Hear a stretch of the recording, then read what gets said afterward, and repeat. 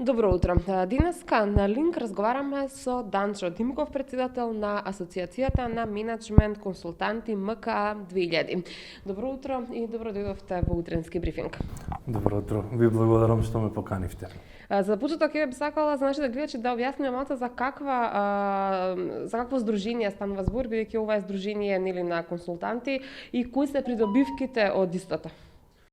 Да, значи МКА е Асоциација на менеджмент консултанти и е регистрирана како невладина организација уште од 2000 година. Значи веќе 21 година функционира како здружение со примарна цел за поддршка на менеджмент консалтингот во Македонија. Значи како невладина организација кај нас членуваат менеджмент консултанти и наша главна цел е лобирање и поттикнување на менеджмент позицијата, односно на менеджмент консалтингот во Македонија и пошироко. Колку е разработен како поим и како стратегија менеджмент консалтингот?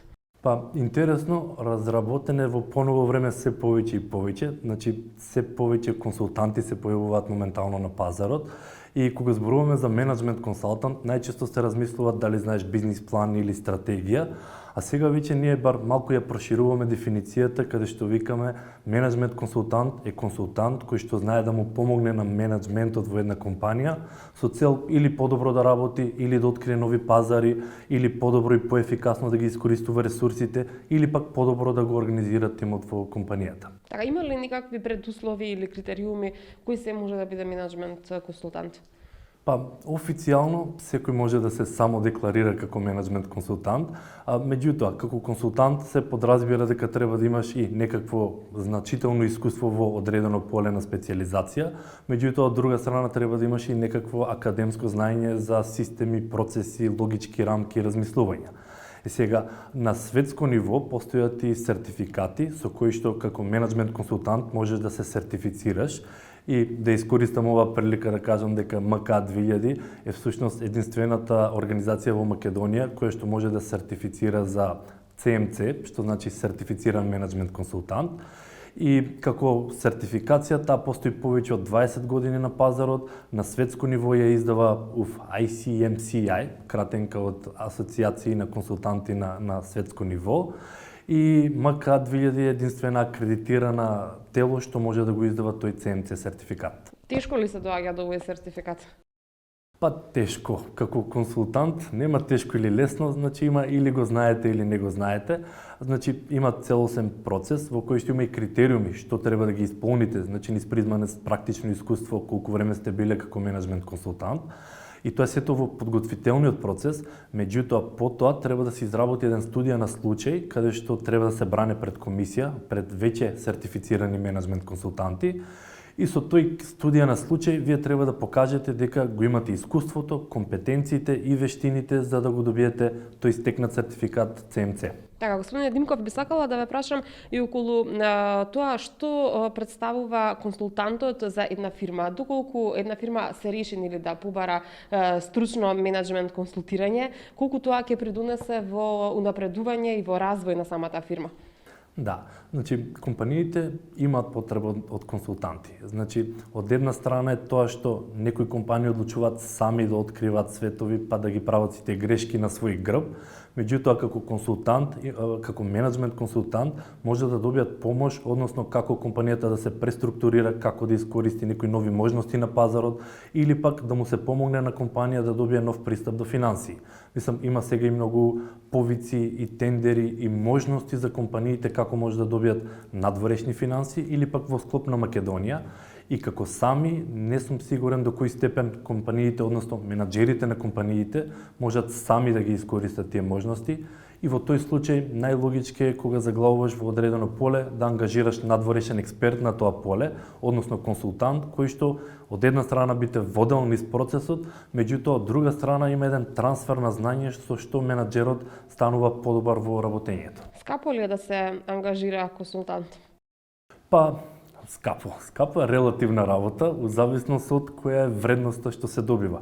Доколку добиеш можност да пораснеш приходи или да добиеш нови пазари кои што би ти ги дуплирале приходите, тогаш консултантска дневница не би била ни битна колку би била.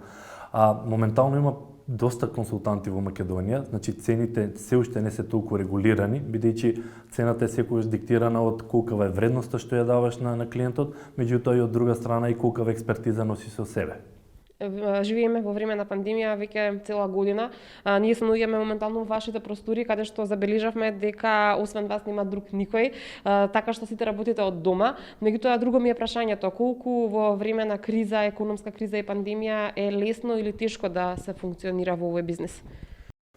Искрено, сега ова е малце како дилема, зашто од една страна компаниите сега имат најмногу потреба од поддршка, дали од консултанти, дали од државата, дали од совети, бидејќи многу компании беа принудени да се дигитализираат за време на короната. Мислам, сега и сите вработени кај нас се моментално по дома. И должност е на нас како менеджмент консултанти да пробаме да му помогнеме на компаниите сега во овој тежок период, бар со насоки, дали со совети, да не се прават многу грешки сега во овој период на дигитализација. И од друга страна пак сега и буџетите на компаниите значително се намалени, бидејќи за консултанти сепак треба да се има и буџет. Меѓутоа сега тука иде и етичката дилема каде што ние како консултанти пробуваме се што е во наши сили да му помогнеме на компаниите со цел да заеднички да ја премостиме оваа криза. Така, би ве прашала некаде пред крајот на разговорот, има ли пат во побарувањата оваа година во споредба со минатите години или не влијае тоа многу? Искрено немаше некој поголем пат, а сега кога зборуваме менеджмент консултанти зависност во кое поле, меѓутоа компаниите се уште бараат консултанти за совети за различни полиња за како да растат, а од друга страна многу компании бараат совети за како да преживеат. Значи сега веќе не е за колку посто ќе пораснам како компанија на месечно или на годишно ниво, туку сега повеќе е сведено како да не дозволам и мојата компанија да биде една од тие што згаснаа за време на кризава. Така, тоа се долгорочни планови кои што вие како консултанти им ги давате, совети, како тоа изгледа? Се зависи од што е клиентот и какви потреби. Значи сега има и различни програми моментално во Македонија. Знам дека UNDP имаат една програма за консалтинг каде што се како quick fix, како брзи решенија, во која што во неколку часа пробуваат да ангажираат консултант за тебе за да може да ти помогне. А пак има компании кои што, не знам, во рок од неколку месеци нема да имаат доволно приходи за да може да си покриват трошоците. Од друга страна пак има индустрии кои што цветаат сега за време на корона, дали се онлайн продавнички, дали е производство храна, мислам индустрии или пак дигиталните услуги, како што се софтверската индустрија и дигиталните маркетинг агенции, тие па сега за короната експоненцијално почнаа да растат. Така. Некаде сме пред крајот на разговорот. Јас ќе ви заблагодарам за издвоеното време. Се надевам дека овој бизнис со консултантски услуги понатаму ќе расне и ви посакувам успех на вашата позиција. Да, ви благодарам што ме поканивте. За сите што се заинтересирани може да го проверат нашиот сајт mk2000.org.mk, каде што може да добијат повеќе информации за менеджмент консалтингот, нашата листа на членови која што е составена од менеджмент консултанти и доколку се некој вид на менеджмент консултанти, можам да ги поканам да ни се придружат за заедно да го растиме менеджмент консалтингот во Македонија. Уште еднаш ви благодарам.